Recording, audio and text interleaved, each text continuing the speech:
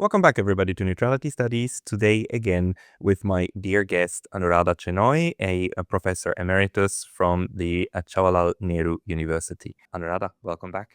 Hi, Pascal. Delighted to be on your channel, which does so much incisive analysis of international politics.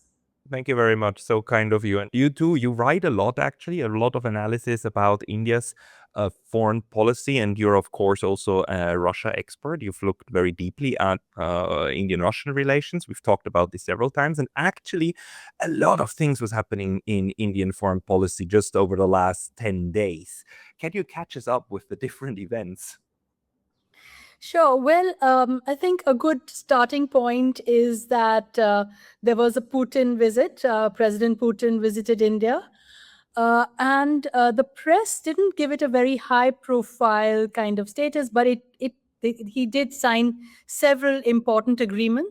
For example, and I'll give you one outstanding example, is that India and Russia signed a maritime logistics exchange agreement by which Russian ships can anchor in Indian ports, and this gives them more access to the Indian Ocean.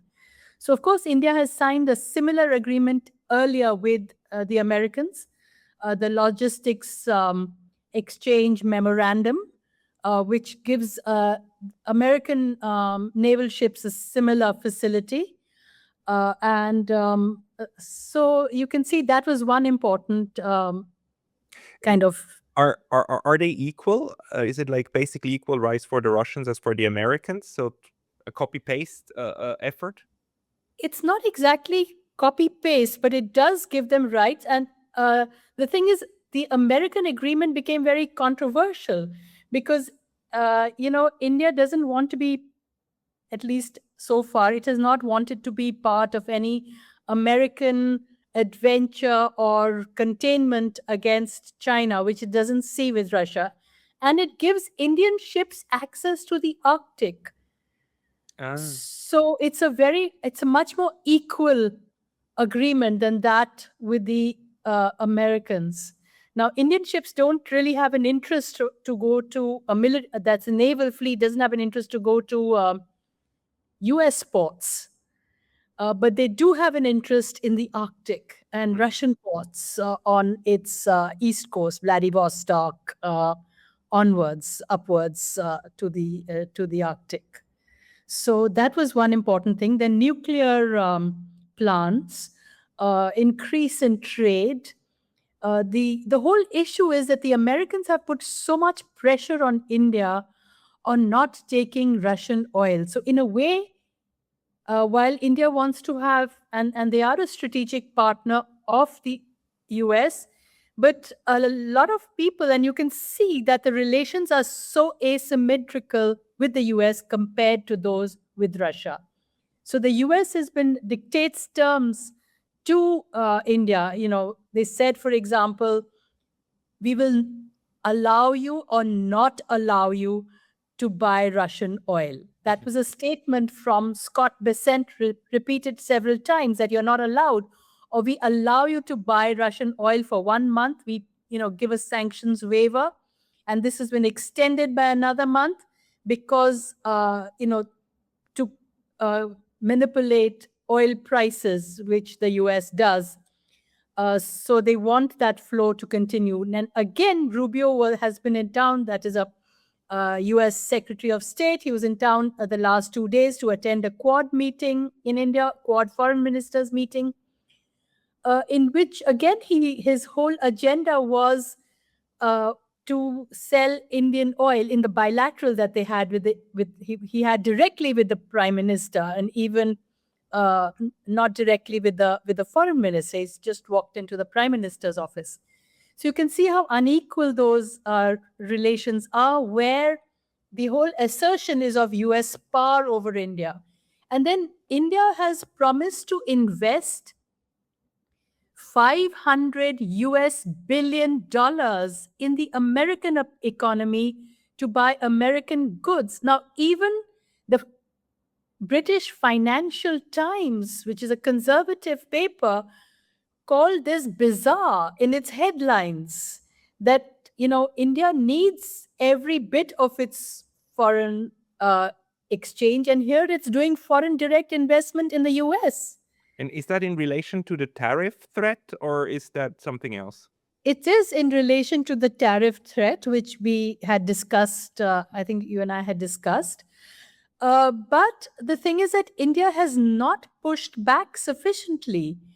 And while the tariffs imposed by the US, which had gone up first from 25% to 50%, if they continue taking Russian oil, then India decreased taking Russian oil. And the talks which took place, and they're not still very open. We still, the documents haven't emerged.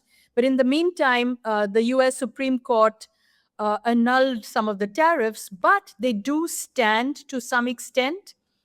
And I don't think what I've seen written by many Indian economists is that these have not gone in favor of the Indian farmers or the Indian economy, though the government has denied that.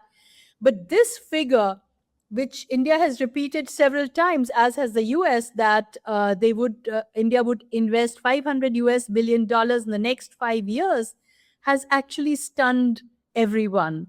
That is, India is it's not that big an economy that it can do this kind of investment. In fact, India is trying to welcome foreign direct investment in India, not the reverse. So this kind of reverse investment which India has agreed to shows a kind of leverage that the US is putting on India, besides the fact of pretty high tariffs on Indian goods. So India assists in American reindustrialization in a sense. But we don't know what India gets in return, really. Hey, very brief intermission because I was recently banned from YouTube. And although I'm back, this can happen anytime again. So please consider subscribing not only here, but to my mailing list on Substack. That's pascalotta.substack.com. The link's going to be in the description below. And now back to the video. I mean, this is a lot of countries pledged this kind of investment, right? Also the Japanese. But the point is, a lot of Japanese companies actually have plants in the United States and they sell to the US, so they earn US dollars. And basically what this pledge is to reinvest those dollars into the economy over there. But you need to put the money somewhere anyhow, right? But for India, I think it's a different game because, do we have a lot of Indian companies that are directly engaged in the US market to make USD? Well, the thing is that the trade is pretty good, the India-US trade, where India has had the surplus. So it's something like $10 billion yearly for trade between the two, where they have a large surplus. But there are not that many Indian companies, but large Indian companies like the Adanis now, they have promised to, start their companies in the US because of different kind of pressures that they have faced. And you can see the same thing happened with South Korea. South Korea was the most advanced in shipbuilding, and now they have committed to invest $150 billion in American shipbuilding. So what the US is doing, both I think it's part of their foreign economic policy, their geoeconomics, where they're doing a burden sharing, just like they've put pressure on NATO for burden sharing, that they buy US weapons, invest in the military industrial complex, and there's a deindustrialization which I can see, for example, in Germany, etc. And I've seen it being discussed in your channel. Similarly, that process has started in Asia, and it was evident in the Quad meeting, which happened, the Quad foreign ministers meeting, the kind of pressure that the US is putting on Asian countries is to do a burden sharing. So it's not just that they will have US bases. Of course, India does not have any US bases, but Japan, Philippines, South Korea, and others do. So they're not just going to be bases, but they're integrating them with their supply chains and American reindustrialization. So they're going to be key. The network, economic networks, I think I can see from what I read, and I read the original documents signed in these bilateral arrangements, where the US now is not just using them as forward bases. Of course, they will in their struggle and conflict with China, but they want to integrate them and make them into kind of defense hubs for US military, of course, which they were there earlier also importing military and weapons from the US, but also with economic supply chains where they will invest in the US and US will sell their goods here. So it's that kind of, I could call it some new form of neocolonialism, really. And the governments and the regimes are accepting it quite willingly. I- this is kind of fascinating that India went along with it. I mean, pressure is one thing, but on the other hand, we've seen that the government of Mr. Modi has been very willing to go along with a lot of things. And of course, there was also this very unfortunate uh, timing coincidence that he went to visit Israel basically like five days or so before Israel and the US started their sneak attack on Iran. But ever since then, on the one hand, I think India is not very happy with the Iran war. On the other hand, Mr. Modi has been very silent about it. Yet the impact also of the oil must be there. I mean, how does the closure of the Strait of Hormuz now impact India? It's impacted India very negatively. And I link it up to what you said about Mr. Modi's visit to Israel. It was planned at a time when Israel has been so isolated. For the first time, many European countries, see it as a pariah state. The whole International Court of Justice, which calls this a plausible genocide, and has said that countries should not give it military assistance or have military relationship, both of which India has violated, by going there and continuing with military and economic ties with Israel. And in a sense, this alienates at least the Muslim Arab population, though the Arab regimes, many of them, are also complicit in this, except for Iran. And Iran has had very old and significant relations with India for decades. And to do this at this time when everyone knew that the negotiations were not working, and this was the second time that US and Israel were going to bomb Iran. It was a unilateral aggression of choice. It was against United Nations, every convention of the United Nations. And yet the prime minister went to show his relationship with Israel and almost endorsed Israel's policies by, using terms in the Israeli Knesset by saying, if India is the motherland, Israel is a fatherland. Now, how can you say such a thing for a country which is committing genocide against the Palestinians, a cause which India has been one of the first countries since the 1940s and 1950s to recognize the Palestine's right to self-determination, which again, by the way, India, as a member of the non-aligned movement, as a member of the BRICS, they reiterate all this in these huge forums, in multilateral forum. They support it in the United Nations. But on this bilateral kind of relationship, they display this contradiction, which irks, which really shows a kind of a hypocrisy. But do you read that as India just like having these uh, two hearts in its chest that beat on different rhythms, one being the anti-colonial one and one being now the right-wing government one, or is it something that is just particular to the Modi government? And if so, do you expect this will fall back on him, or is his support growing? Is it decreasing? What is the the your expectation about Modi government's lifeline in the future? Well, look, I think this shift coincides with India's adoption of neoliberal economic policies since the 1990s. their urge to be a great power and build strategic relations with the United States, which actually started at the Manmohan Singh Clinton time when Prime Minister Manmohan Singh, the Congress was in power, and they signed the nuclear deal with the United States, where United States lifted the sanctions they had imposed on India.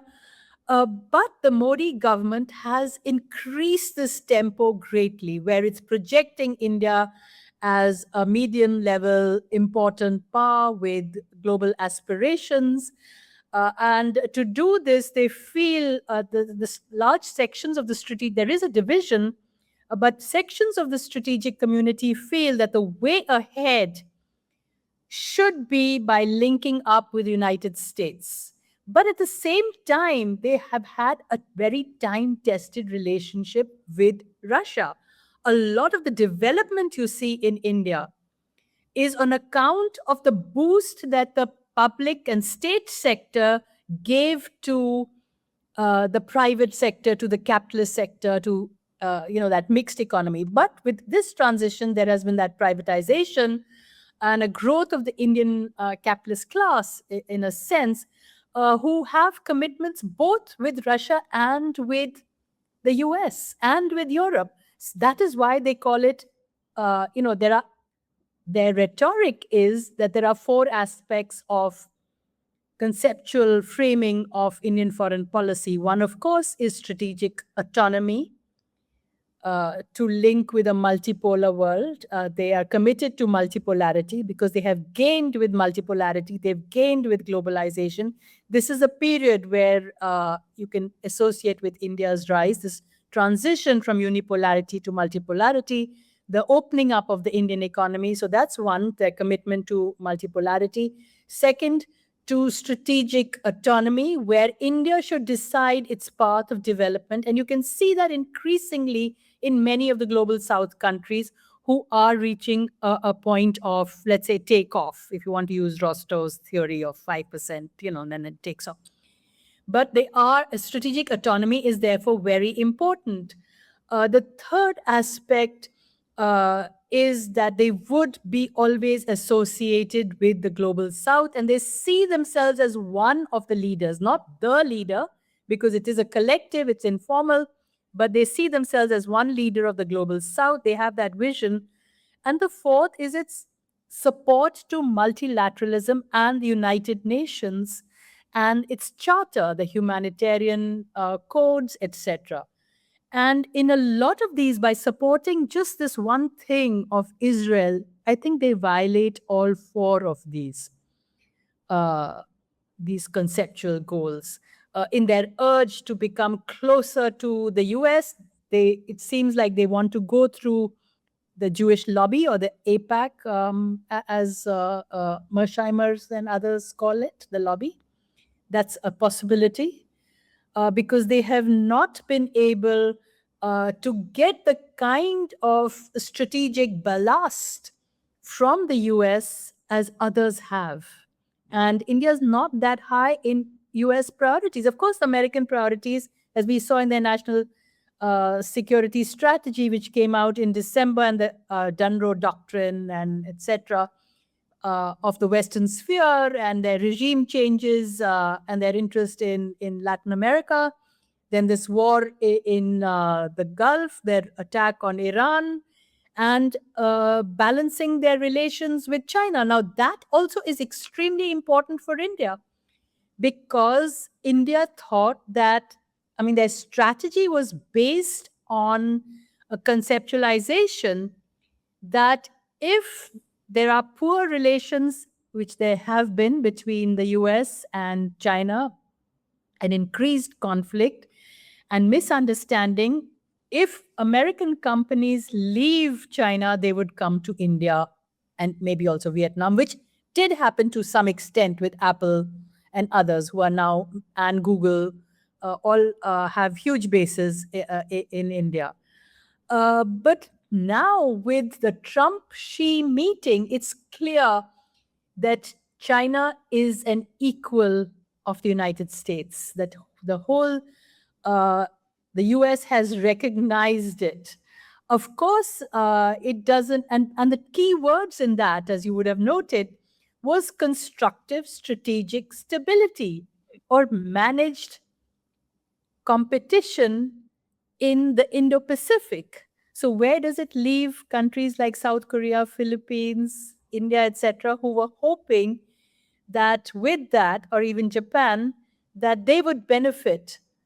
But at the same time, none of these countries, I don't know about Japan, but considering what the Prime Minister said about how much they want to be involved in any conflict over Taiwan. I know India does not. They want to have relations with China and Taiwan, etc. But they're very they've always had this one China policy. They're very clear on it. It hasn't shifted. Sometimes they're ambiguous. That is, it doesn't come out in their policy or their documents between India and China. And this led to a bit of an issue when Foreign Minister Wang Yi came to India. He wanted this written in the bilateral statement, but India did not write it. They left it as ambiguous about India recognizing Taiwan as a province of China. But it also means that India will be downgraded to some extent because the United States does not need it in the same way. And that is why when they had this quad meeting of foreign ministers, of the 4 foreign ministers who were here, the Japanese, the Australian. Quad is India, Japan, the United States, and Australia. That's right. Yeah. That's why it's called the Quadrilateral Forum. It was first begun in 2007, but didn't really take off. Then during Trump's second term in 2017, they again got a push. And recently, again, they've not had very important summit meetings so I think the United States is reshaping its relations with Quad in that you can see from the joint statement, which came out after that meeting, Quad it gives the US access, it focuses on critical minerals, enhances US energy sales, and their main task will be in boosting maritime surveillance and port infrastructure across the Indo-Pacific. So, which means that the US would use the Quad nations mainly for surveillance obviously against the Chinese, maybe even against Russians, or even against their own Quad nations. I mean, they'll encourage Australia to tell the US what the Indian Navy is doing vis-a-vis the Russian Navy. Or because it's a huge route, the Vladivostok-Chennai route for Indian shipping, for Russian oil, and that gray shipping, etc. So this is what the US is envisaging for the Quad. But India downplays it and keeps saying it's not a military alliance, it's not against anyone, any other third country. And both Rubio and the foreign minister both said that their foreign policies are multi-vector. And I think Rubio said that because India's concern about the US supporting Pakistan in such a big way again, which I think Pakistan played a good role in the war as a mediator, as an interlocutor, but it has given Pakistan an into the US foreign policy establishment, which India does not have. And India sees its foreign policy a lot through its lenses of China and Pakistan. Right. But it's a dangerous game, isn't it? I mean, again, as the saying goes, the countries don't have permanent friends; they only have permanent interest, right? And it's like, on the one hand, yes, there is worries about China and even border disputes and whatnot. Of course, the same with Pakistan. On the other hand, the United States is helpful in certain respects, and it's itself a threat to Indian economy and Indian interests on the other. It seems to me that the only one that India at the moment from your description is not highly worried about is actually Russia. That's kind of no, we are good buddies and we are not really afraid of you, nor are you causing us any hurt. Is that about the case? Yeah, well, first about this very used aphorism about permanent interests. Now, very often interests are not symmetrical. In the case of the United States, they do have permanent interests, but they're always it's in favor. The interests are in favor of the U.S. and they would put pressure or use force to enforce their interests, and that's also well known. So sometimes it goes against a country's interests. Second, may not be the entire country's interest. It might be in the interest of just the regime or just the companies or the corporations, but not in the interest of people. And you can see that with between India and US currently, where India is bending to US interests as opposed to asserting its own interests. And you can see that, I can see that in US relations with a lot of countries. Yeah. Especially currently. Earlier, there was diplomacy and a bit more negotiations, but now under Trump, it's very blatant that everything has focused on making America great again, not about bilateralism, about how all these countries can serve American interests. And yes, to your second argument, this is a dangerous game. And I think the best option, of course, there are always multiple options. The best option would be to have engagement with China, which they're doing. The relations with China, between China and India, are definitely better than what they were till about 2024. They have many mechanisms from the military onwards where there are engagement. A lot of tension points on the border have been not really resolved, but managed quite well. Both sides have moved away from direct conflict. There's a lot of trade between India and China. A lot of India's trade with the rest of the world depends on precursor elements from China. Let's say, it's spoken that India is a pharmacy of the world. It exports a lot of pharmaceutical and electronic equipment, but a lot of small things for antibiotics or for chips comes from China. So there is a kind of a collaboration. And now India has opened, just recently, they had a new they have opened that China will be allowed to invest in India, right, in non-strategic sectors. So they're opening up to China, but their relations with Pakistan remain very poor, primarily because Pakistan has used very often the use of terror in India, terrorism. They have used it because of the sensitivity of certain areas, and there's evidence for that. But no one in the world is really buying India's narrative that Pakistan should be isolated. So India has done it themselves, and it went into a war, which after the Pahalgam attacks earlier. But they do need to talk to Pakistan. You cannot deny geography, and you need to reread. And both sides, I'm not saying just India has to or Pakistan, but both sides have to step back from this kinetic relationship which has developed on the border, where Pakistan uses asymmetric strategy of using terror, and India then says they will use the military option. So that's very dangerous and alienating, really. Yeah, highly, of course, and it's super dangerous, of course, because both of them are also nuclear weapon states. Apart from the damage you can do with conventional weapons, but the I remember that the first time we talked, you actually pointed out how a lot of countries right around India were recently regime changed, from Bangladesh over Sri Lanka, and who else did we have? Pakistan. Yeah, Pakistan, of course, Imran with Khan, Imran yeah. Khan in 2022. Yeah. So, Yeah. I mean, do you think that there's any fear also inside India that, if India goes too far into one direction, like let's say if it moved away from Israel or something else, that something like that could be attempted?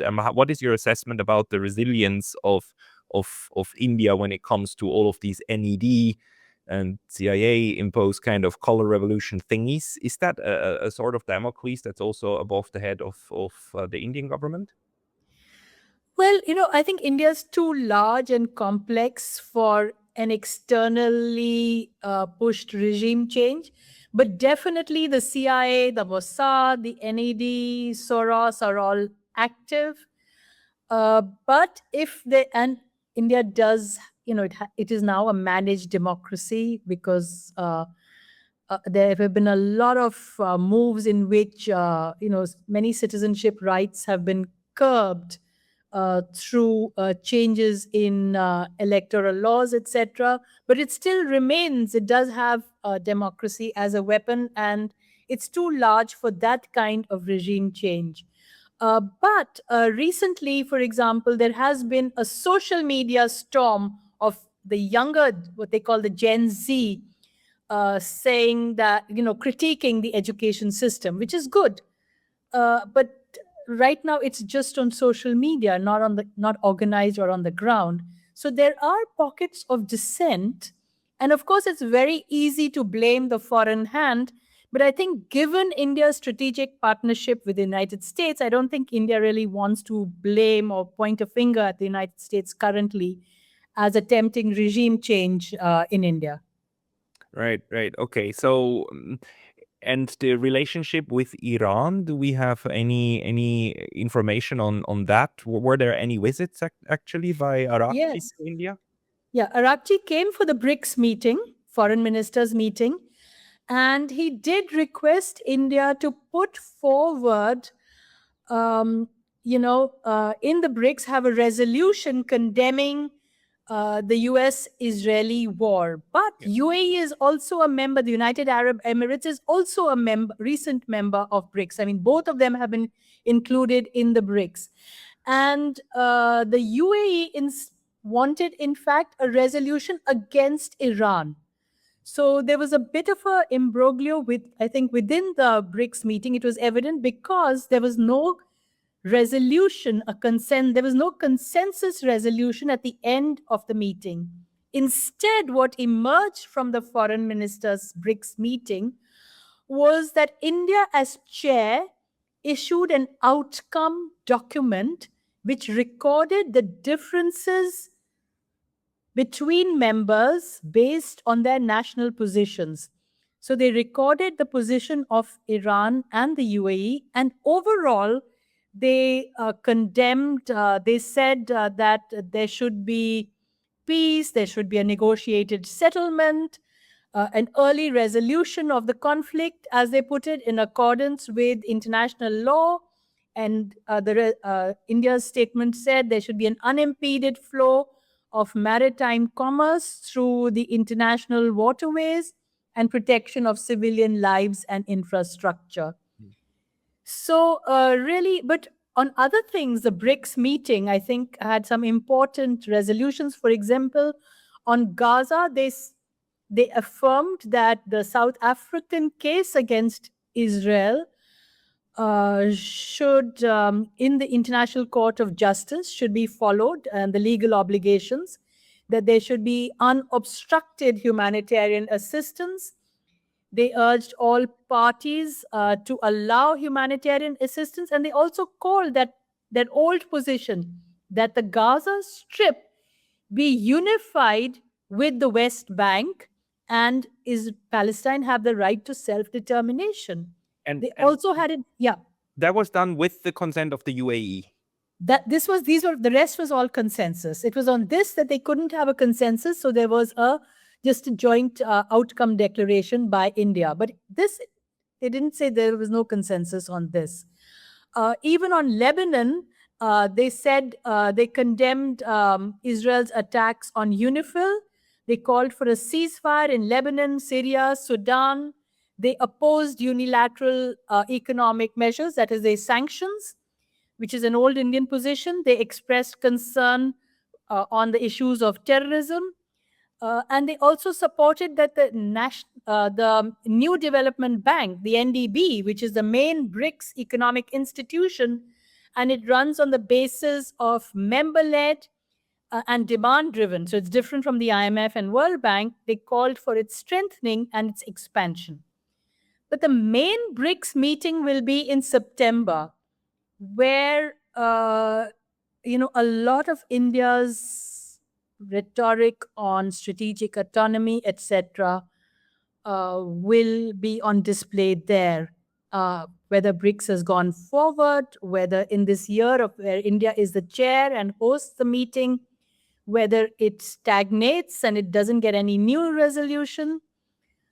So that will be the September meeting, where it will be a meeting of heads of states.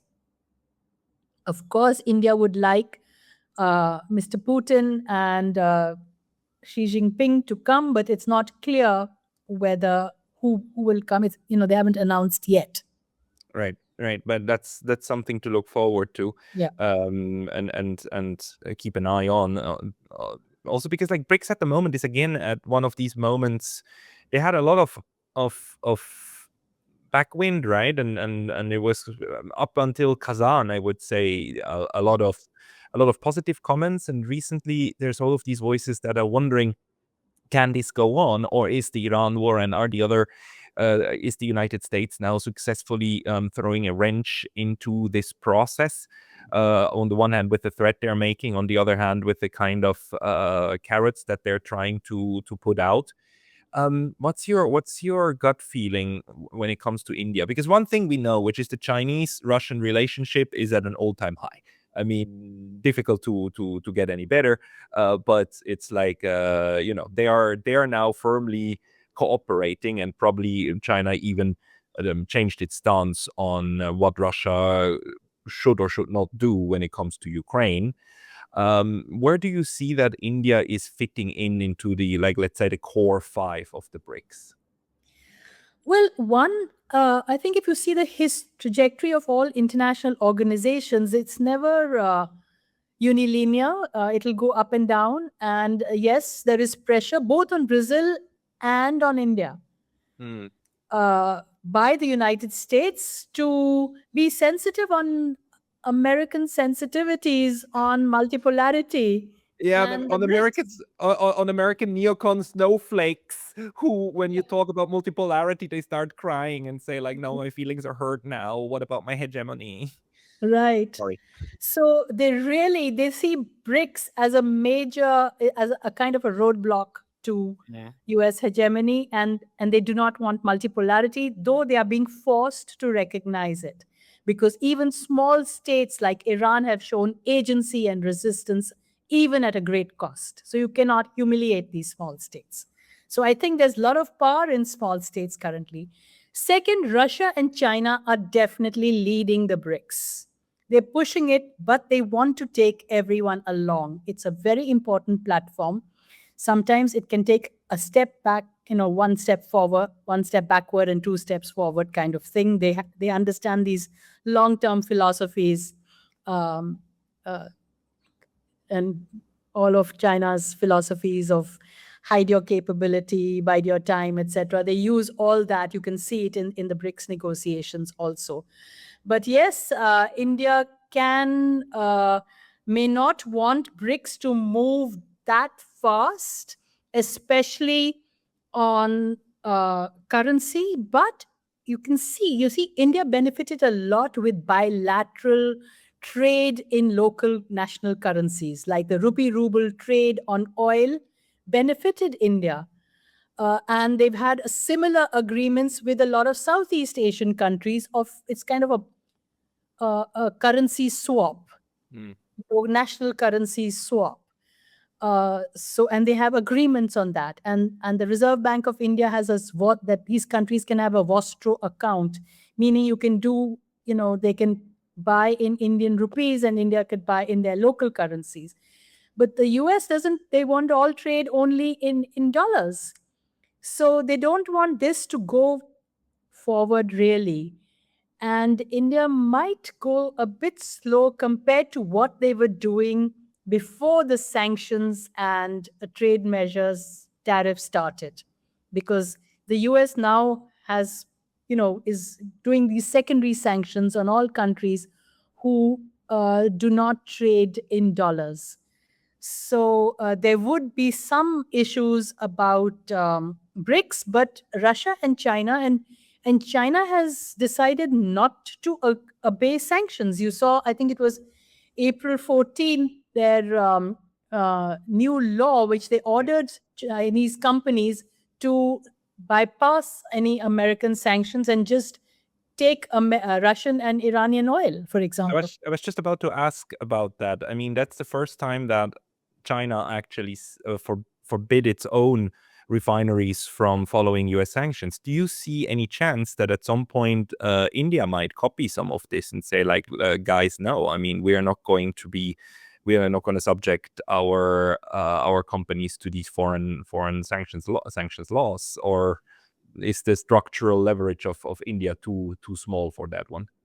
It's too small, and the regime's interest in the US is too large. And for example, now the Venezuelan uh, uh, uh, either president or is going to be coming to India either in a day or so for Venezuelan oil, which is dictated by the US. In fact, Rubio announced it, not our own external affairs ministry.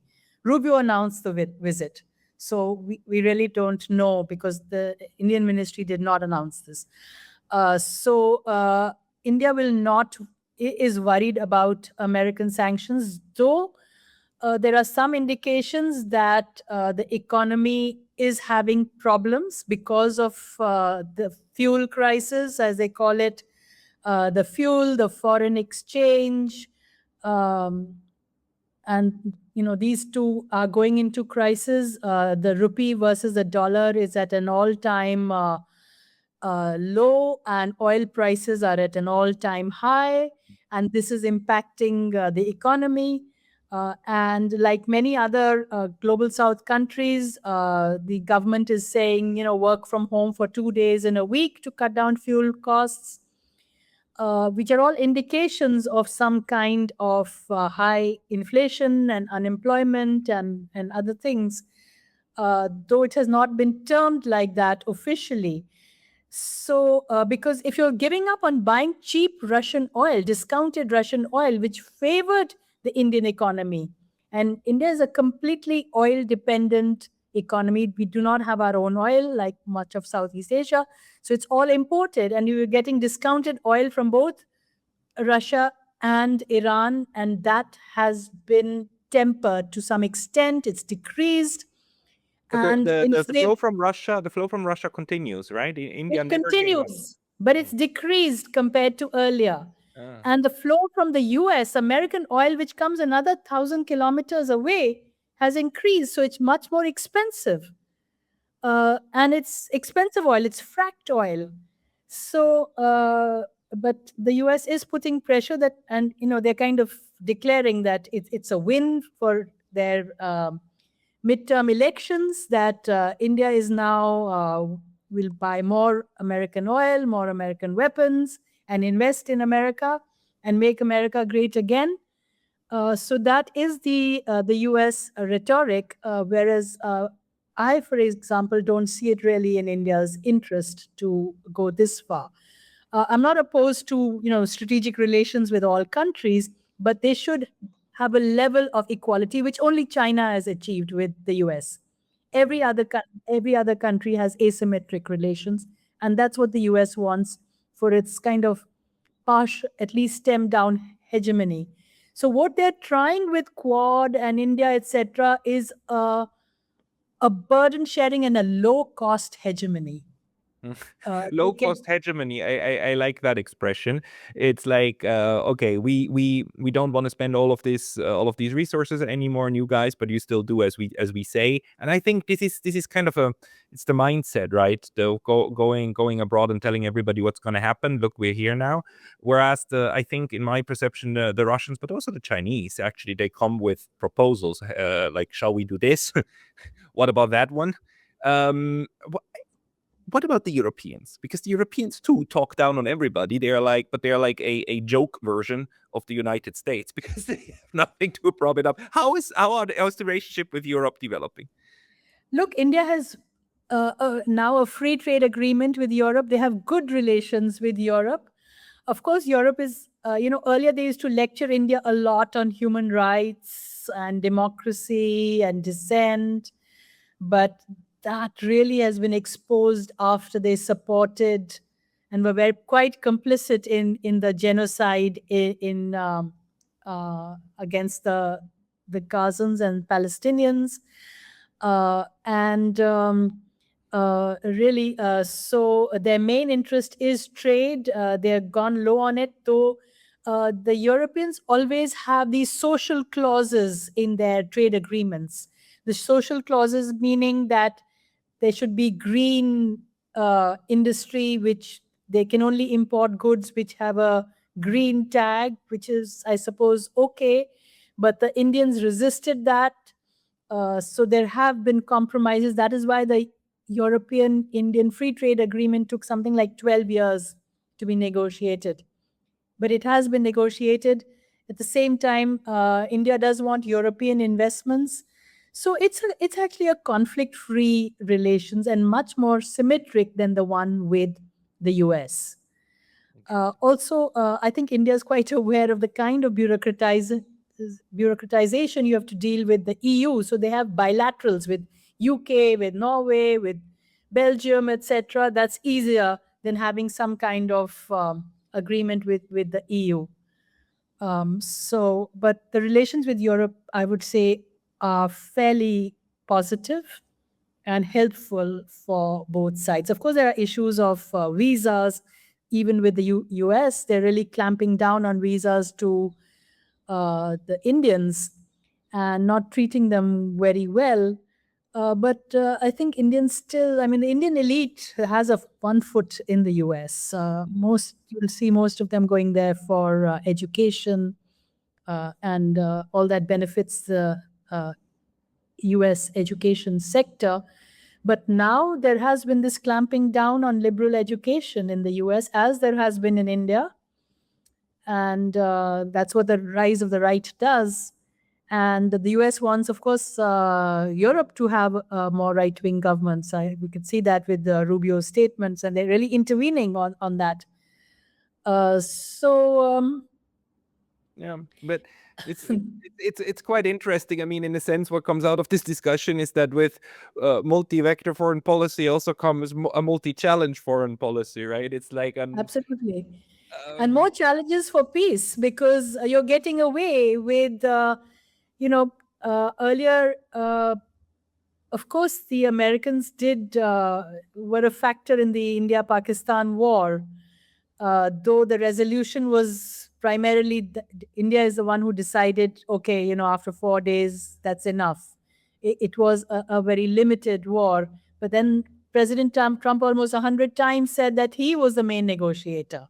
And it's part of his string of resolutions as part of his claim for the Nobel Peace Prize. So there is this challenge. All the challenges remain, and let's see. Yeah, let's see. I mean, there's nothing left to do. Just on the last note, if there are two kids in some schoolyard fighting here in Japan and they stop, then Donald Trump will probably claim that he stopped it. It's like at this point, anything that can get him a Nobel Peace Prize, he will claim. Yeah. But maybe very last point. How do the Indians and the media look at the Iran war? Is it something that also in the public perception is relatively clear? I mean, this is just the United States and Israel going berserk, or are there differences in perception of what's happening in Iran? I think as far as Indian people and media is concerned, they have portrayed the war as it is, that there was aggression in the middle of negotiations. This was a second aggression. But the Indian government has not condemned it, has not condemned the US in Israel in words that they should have. like Russia or China or even Pakistan or other global south countries, and South Africa particularly did. And that is because they feel their relations with they're prioritizing their relations with US and Israel to such an extent that they feel you cannot criticize even a friend. Of course, if a friend does something wrong, you should be free to criticize that. But they're not doing that, which is which has not gone down very well with a lot of Indian public. And then not even after the sinking of that Iranian Navy ship that was in That's Indian right. waters on an Was in- on an invitation, right? I mean, that must have been quite a bit of a shock. And I had a former Indian foreign minister actually on my channel to talk about this, and he was quite angry about Yes. Yeah. Prime Minister Simbal. He was angry about that, but it seems that the current government at this point, they just remain silent in order not to pick a fight where they don't need it, in a sense. Yeah, and I think the former Foreign Secretary Sybil on your channel was very good on this, and he was unequivocal. And I have the similar position that India was in the wrong, but the Indian government did not um, critique it, and the Indian media is an echo chamber of the government today. It's like a Any media anywhere in the world. Okay. it's a contract media now, synthetic contract media. You can call it anything. You can call it contract, or some people call it note takers or whatever, but that's what it is. So, but it doesn't reflect what the feelings of a lot of Indian people are. Of course, Indian people are polarized, and a lot of people don't even know, given the level of there's not that much debate on international issues, but on Iran, overall, there was an underlying critique of American Israeli aggression and the impact it had on India's fuel, fertilizer, and finance, as one newspaper called it, the three Fs. Yeah. So, No. Okay, good. I mean, in political science, we all call it path dependence, right? Countries are where they are because they have a history, and well, India is obviously also balancing its way through. Anu, people who want to follow your writing, where's the best place to read from you?